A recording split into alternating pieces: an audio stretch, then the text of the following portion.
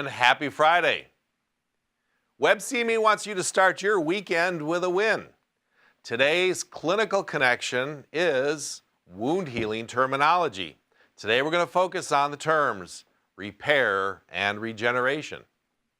As wound care clinicians, wound healing terminology is all around us. We hear it commonly at conferences. We see it when we're reading the literature or discussing cases with our colleagues.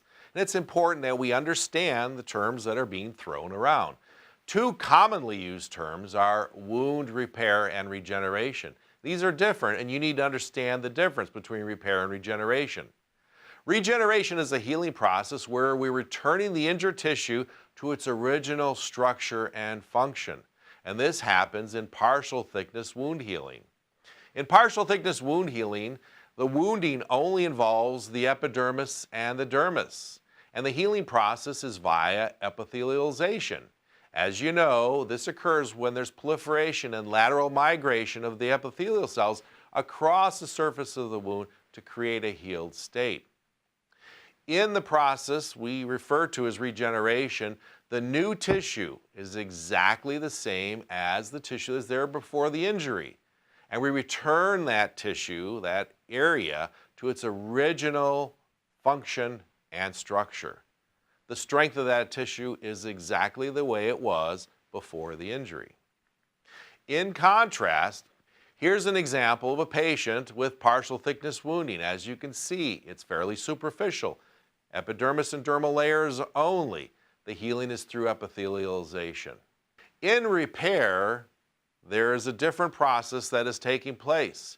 We are healing the tissue. We are healing the wound. We're replacing the destroyed or the damaged tissue with scar tissue primarily.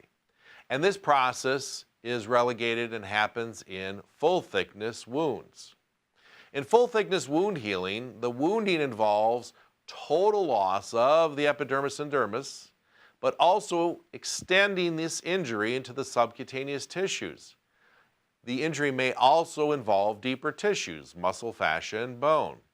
And here's when we go through the phases of wound healing that you have come to recognize: hemostatic, inflammatory, proliferative, and remodeling or maturation phases.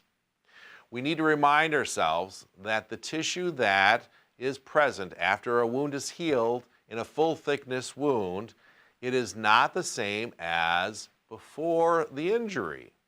It is not the same strength, it is not the same consistency, the same structure, if you will. It's largely scar. And wounds like this, full thickness wounds, again, heal through repair. The tensile strength of these wounds is not 100% as it was before the injury. And we need to remind ourselves about this clinically. Once we have healed a full thickness wound, we need to protect that area to prevent recurrence because the tissue is largely scar and doesn't have the same properties or strength as the original tissue. Well, that's this week's win. We hope this clinical correlation will enhance your wound care practice. Be sure to send us your questions and follow us on Facebook, Twitter, or LinkedIn. Enjoy a safe and relaxing weekend.